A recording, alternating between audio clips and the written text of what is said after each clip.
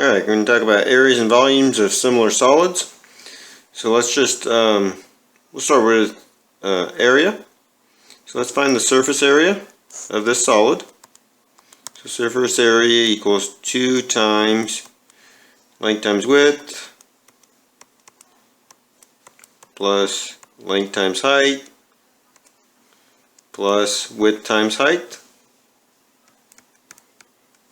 So work that out, that'd be 8 plus 10 plus 20, that'd be 38 times 2, which would be 76. And that's centimeters squared. If we did volume, that'd equal 2 times 4 times 5. That'd be 8 times 5, which is 40, so our volume is 40 centimeters cubed. Now if we had a similar solid, and let's use a scale factor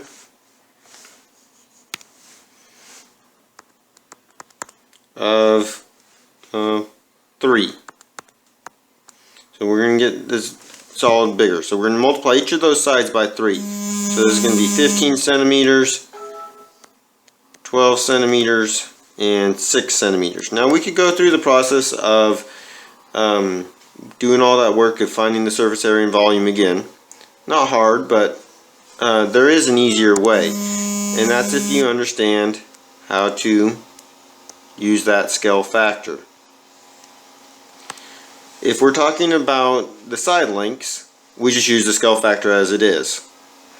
And our scale factor is 3, so it's just a 3 to 1 factor.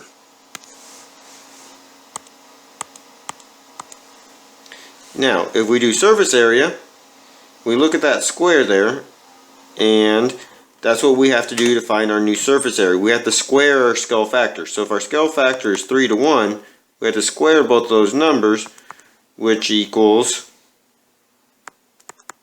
9 to 1. So it's going to be 9 times bigger. So we can take that 76 and multiply it by 9 to get what our new area of the yellow one would be.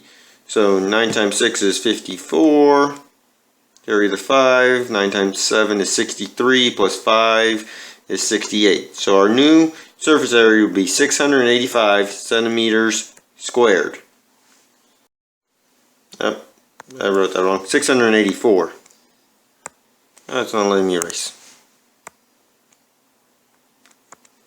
684 centimeters squared. Alright, to do volume,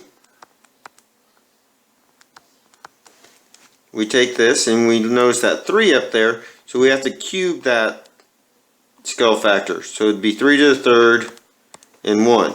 So 3 to the third would equal 27 to 1. So we have to take that 40 that we had and multiply it by 27. So our volume would be 40 times 27, which would give us 1080 centimeters cubed. So whatever your scale factor is, you just look at what you're doing. So if you're doing surface area, you square it. If you're doing volume, you cube your scale factor. Alright, so we're going to find the scale factor of these similar solids with the volume of 582, and the second one has a volume of 1964 and 25 hundredths. So first you're going to make that ratio, 582 over 1964 and 25 hundredths. Because this is volume, we're going to end up having to take the cube root, but before we do that, we can simplify these fractions. If you have a graphing calculator, you can just do 582 divided by 1964 and 25 hundredths.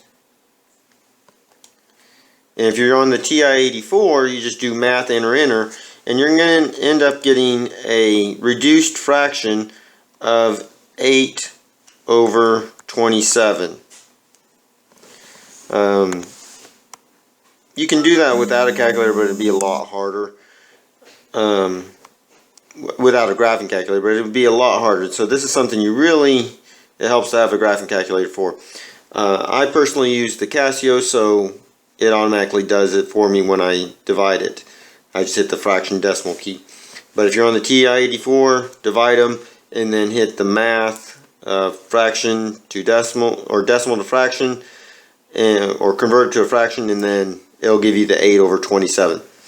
Now what we have to do is do the cube root of this. Now we could have done the cube root of 582/1964 and 2500ths, but I wanted you to see the 8/27, because if you do cube root of 8, that's 2 times 2 times 2, so the cube root is 2.